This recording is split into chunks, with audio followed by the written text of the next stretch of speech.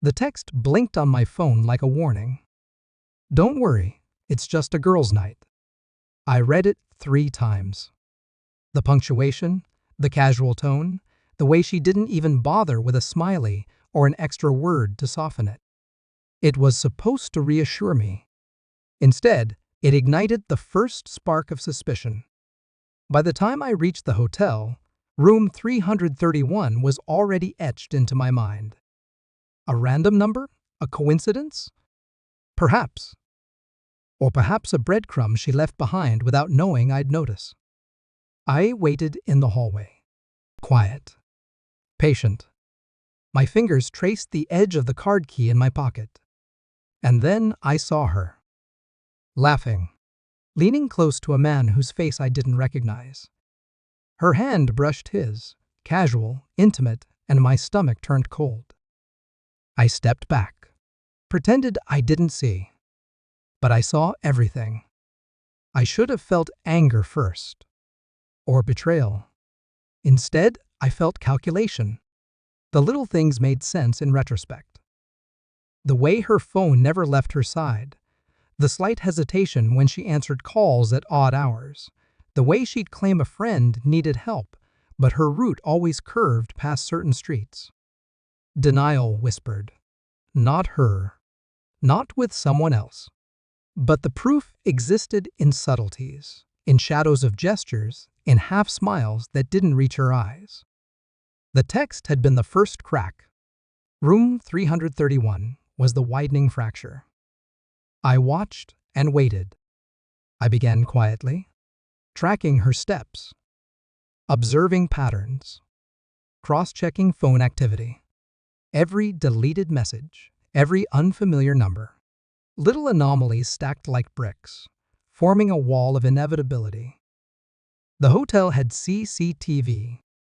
I watched the footage, slow motion for detail, noting every glance, every step, every brief contact with the unknown man. I didn't confront. Not yet. I let her carry on, blissfully unaware, while I assembled the story she thought I couldn't piece together. Then I tested the truth. Small, deliberate probes. Mentions of things she shouldn't have said. Subtle questions about names and places. Her smiles tightened. Her answers sharpened.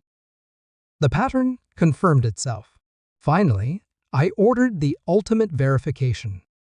A DNA test, methodical, clinical, unassailable. I waited. The envelope arrived. White, plain, cold. I touched it, feeling the weight of certainty. I called her. The line was static, then her voice. Light, carefree, naive.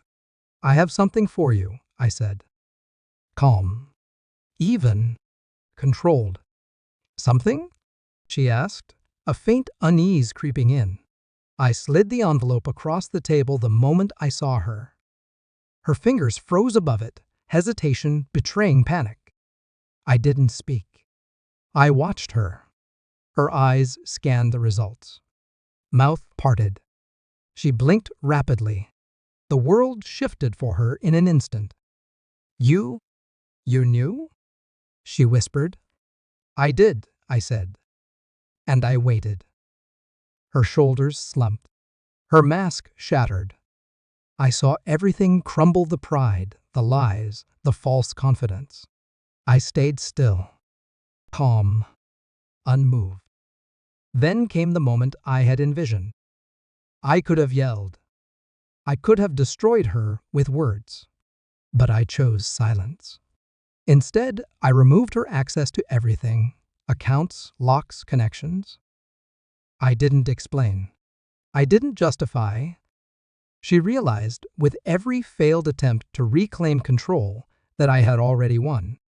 Quietly, coldly, precisely. Her desperation was a soundless scream. I walked past it. No dramatics, no confrontation. Just the knowledge that she would feel the loss she engineered for me, a hollow, exacting justice. She tried to negotiate, to plead, to reach me. Nothing penetrated. I was elsewhere.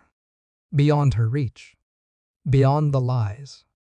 I sat alone later, the city lights bleeding through the window. Quiet.